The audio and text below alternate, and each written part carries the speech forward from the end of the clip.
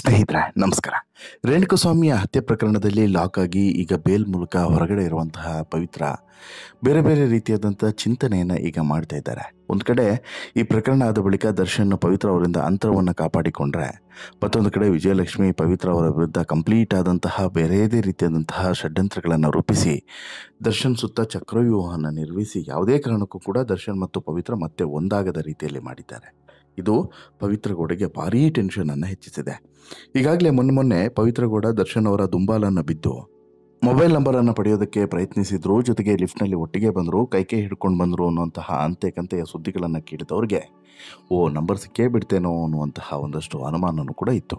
ಆದರೆ ಇಲ್ಲ, ಆ ರೀತಿ ಏನೂ ಕೂಡ ಆಗಿಲ್ಲ ಅನ್ನೋದನ್ನು ದರ್ಶನ್ ಆಪ್ತರೇ ಹೇಳ್ತಾರೆ. ಯಾವುದೇ ಕಾರಣಕ್ಕೂ ಕೂಡ ದರ್ಶನ್ ಮತ್ತು ಪವಿತ್ರ ಭೇಟಿಯಾಗಿಲ್ಲ. ಭೇಟಿಯಾಗೋದಕ್ಕೆ ಪವಿತ್ರ ಒಂದು ವೇಳೆ ದರ್ಶನ್ ಅವರನ್ನು ಭೇಟಿ ಮಾಡಿದರೆ ಇಲ್ಲಿ ವಿಜಯಲಕ್ಷ್ಮಿ ಕೆಂಡಮಂಡಲರಾಗ್ತಿದ್ರು. ವಿಜಯಲಕ್ಷ್ಮಿ ಈಗಾಗಲೇ ಒಂದು ರೀತಿಯಲ್ಲಿ ಈ ಗಂಡನನ್ನು ಕಂಪ್ಲೀಟಾಗಿ ಕಾಪಾಡುವಂತಹ ದಯನೀಯ ಪರಿಸ್ಥಿತಿಯಲ್ಲಿದ್ದಾರೆ. ಅಂದರೆ ಅಂತಹ ದೇವಿಯ ಸ್ವರೂಪವಾಗಿ ಕಾಣಿಸ್ತಿದ್ದಾರೆ.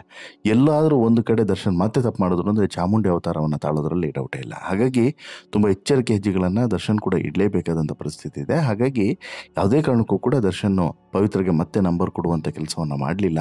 ಅವೆಲ್ಲದು ಕೂಡ ಅಂತೆಕಂತೆ ಅಂತ ಹೇಳ್ಬಿಟ್ಟು ದರ್ಶನ್ ಆಪ್ತರೇ ಹೇಳ್ತಾರೆ. ಆದರೆ ಈಗ ಇದ್ರ ಬಗ್ಗೆ ಈಗ ಪವಿತ್ರ ಬೇರೆದೇ ರೀತಿಯಾದಂಥ ಸಂದೇಶವನ್ನು ಕೊಟ್ಟಿದ್ದಾರೆ. ತಾಳ್ಮೆ ಈಸ್ ಮೋರ್ ಇಂಪಾರ್ಟೆಂಟ್ ಅನ್ನುವಂತಹ ಒಂದು ಪೋಸ್ಟನ್ನು ಪವಿತ್ರ ಕೂಡ ಹಾಕಿದ್ದಾರೆ. ಪವಿತ್ರ ಹಾಕಿರುವಂಥ ಈ ಪೋಸ್ಟ್ ಈಗ ನಾನಾ ಅರ್ಥಗಳನ್ನು ಕೊಡ್ತಿದೆ ಮತ್ತು ನಾನಾ ಚರ್ಚೆಗಳಿಗೂ ಕೂಡ ಕಾರಣ ಆಗ್ತಿದೆ. ಹೇಗೆ ಹೇಳ್ತಾ ಹೋಗ್ತೀನಿ. ಅದಕ್ಕಿಂತ ಮುಂಚೆ ನೀವು ಇನ್ನೂ ಕೂಡ ನಮ್ಮ ಚಾನಲನ್ನು ಸಬ್ಸ್ಕ್ರೈಬ್ ಮಾಡಿಲ್ಲ ಅಂದರೆ ದಯವಿಟ್ಟು ಕೂಡಲೇ ಸಬ್ಸ್ಕ್ರೈಬ್ ಮಾಡಿ ಸ್ನೇಹಿತರೆ.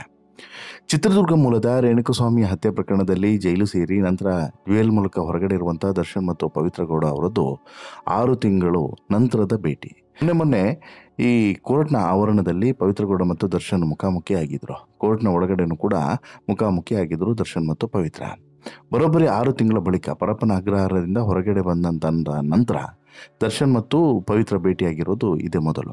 6 ತಿಂಗಳು ಜೈಲಿನಲ್ಲಿ ವಿಲ ಅಂತ ಹೇಳ್ಬಿಟ್ಟು ಒದ್ದಾಡಿದಂಥ ಪವಿತ್ರ ಕೂಡ ಇಲ್ಲಿ ಈಗ ದರ್ಶನ್ ಕೂಡ ಅದೇ ರೀತಿಯಾದಂತಹ ಒದ್ದಾಟದ ನಡುವೆ ಹೊರಗಡೆ ಬಂದು ಈಗ ತಮ್ಮದೇ ಆದಂಥ ವೈಯಕ್ತಿಕ ಬಾಳನ್ನು ನಡೆಸ್ತಿರುವಂಥ ಸಂದರ್ಭದಲ್ಲಿ ಈಗ ಎರಡೂ ಕುಟುಂಬ ಸದಸ್ಯರು ಕೂಡ ಒಂದು ರೀತಿಯಲ್ಲಿ ಟೆನ್ಷನಲ್ಲಿದ್ದಾರೆ, ಏನಪ್ಪ ಮುಂದೆ ಅಂತೇಳಿ.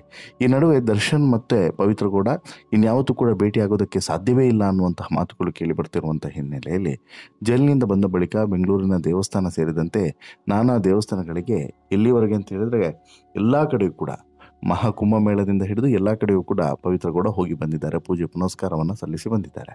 ಇದೀಗ ಪವಿತ್ರ ಗೌಡ ಜೀವನ ಶೈಲಿಯೂ ಕೂಡ ಬದಲಾಗಿದೆ. ಮೊನ್ನೆ ರಾಯರ ಮಠಕ್ಕೂ ಕೂಡ ಹೋಗಿ ರಾಯರಿದ್ದಾರೆ ಅಂತ ಹೇಳ್ಬಿಟ್ಟು ಪ್ರಾರ್ಥನೆಯನ್ನು ಮಾಡಿ ಕೈ ಮುಗಿದು ಬಂದಿದ್ದಾರೆ. ಈ ನಡುವೆ ಪವಿತ್ರ ಗೌಡ ಅವರ ಹಿಂದಿನ ಜೀವನ ಶೈಲಿಗೂ ಮತ್ತು ಈಗಿನ ಜೀವನ ಶೈಲಿಗೂ ಅಜಗಜಾಂತರ ವ್ಯತ್ಯಾಸ ಇದೆ. ಮತ್ತೊಂದು ಕಡೆ ರೆಡ್ ಕಾರ್ಪೆಟ್ ರೀಓಪನ್ ಮಾಡಿರುವಂಥ ಪವಿತ್ರ ಗೌಡ ತಮ್ಮ ಬಿಸ್ನೆಸ್ನ ವಿಚಾರದಲ್ಲೂ ಕೂಡ ಬ್ಯುಸಿಯಾಗಿದ್ದಾರೆ. ಈಗಾಗಲೇ ಬಟ್ಟೆ ಅಂಗಡಿಗೆ ರಾ ಮೆಟೀರಿಯಲ್ನ ಖರೀದಿಯನ್ನು ಮಾಡಿ ಜೊತೆಗೆ ಒಂದಷ್ಟು ಬೇರೆ ಬೇರೆ ತಮ್ಮದೇ ಆದಂಥ ಪ್ಲಾನ್ಗಳನ್ನು ರೂಪಿಸ್ತಿದ್ದಾರೆ.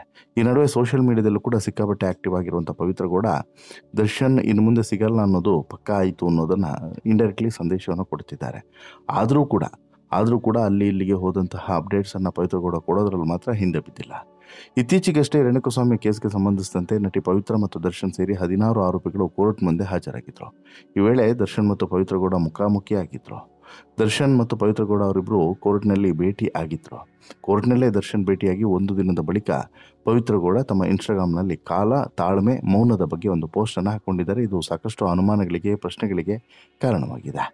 ಸೋಷಿಯಲ್ ಮೀಡಿಯಾದಲ್ಲಿ ಸಿಕ್ಕಾಪಟ್ಟೆ ಆಕ್ಟಿವ್ ಆಗಿರುವಂಥ ಪವಿತ್ರ ಗೌಡ ಅವರು ಈ ಪೋಸ್ಟನ್ನು ಹಾಕಿರುವಂಥ ಉದ್ದೇಶ ಏನು, ಇದರ ಹಿನ್ನೆಲೆ ಏನು, ಹೀಗೆ ಸಿಕ್ಕಾಪಟ್ಟೆ ಅನುಮಾನಗಳಿದ್ದಾವೆ.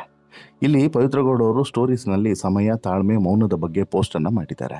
ಒಂದು ಸ್ಟೋರಿಯಲ್ಲಿ ಸಮಯ ಮತ್ತು ತಾಳ್ಮೆ ತುಂಬ ಮುಖ್ಯ. ಎಲ್ಲ ಪ್ರಶ್ನೆಗಳಿಗೂ ಕೂಡ ಮೌನವೇ ಅತ್ಯುತ್ತಮವಾದಂಥ ಉತ್ತರ. ಪ್ರತಿಯೊಂದು ಸನ್ನಿವೇಶದಲ್ಲೂ ಕೂಡ ನಗುವುದು ಅತ್ಯುತ್ತಮ ಪ್ರತಿಕ್ರಿಯೆ ಅಂತಲೂ ಕೂಡ ಹಾಕಿಕೊಂಡಿದ್ದಾರೆ. ಇನ್ನು ಮತ್ತೊಂದು ಸ್ಟೋರಿಯಲ್ಲಿ ಎಲ್ಲವನ್ನೂ ಕೂಡ ಕಳೆದುಕೊಂಡ ಹಾಗೆ ಸ್ವಲ್ಪ ದಿನ ನಟಿಸಿ ನೋಡು, ನಿನ್ನವರು ಯಾರು ಅಂತೇಳಿ ತಿಳಿಯುತ್ತೆ, ತಾಳ್ಮೆ ತುಂಬ ಮುಖ್ಯ ಅಂತ ಹೇಳ್ಬಿಟ್ಟು ಪವಿತ್ರ ಗೌಡ ಬರ್ಕೊಂಡಿದ್ದಾರೆ. ಇತ್ತೀಚೆಗಷ್ಟೇ ವಿಜಯಲಕ್ಷ್ಮಿ ಮತ್ತು ದರ್ಶನ್ ಅವರು ಆ್ಯನಿವರ್ಸರಿಯನ್ನು ತುಂಬ ಅದ್ಧೂರಿಯಾಗಿ ಆಚರಣೆ ಮಾಡಿಕೊಂಡ್ರು.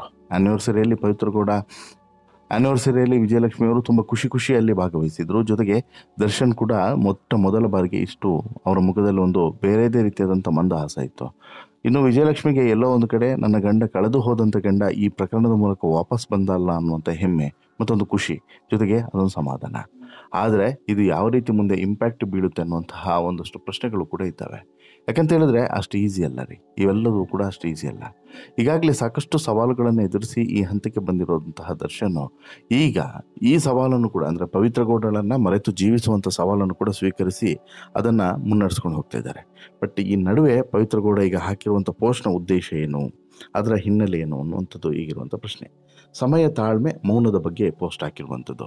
ಎಲ್ಲ ಪ್ರಶ್ನೆಗಳಿಗೂ ಕೂಡ ಮೌನವೇ ಅತ್ಯುತ್ತಮವಾದಂಥ ಉತ್ತರ ಅಂತ ಹೇಳಿದರೆ, ಇನ್ನೊಂದು ಸ್ಟೋರಿಯಲ್ಲಿ ಸಮಯ ಮತ್ತು ತಾಳ್ಮೆ ತುಂಬ ಮುಖ್ಯ ಅಂತೇಳಿ ಹೇಳಿರೋದು.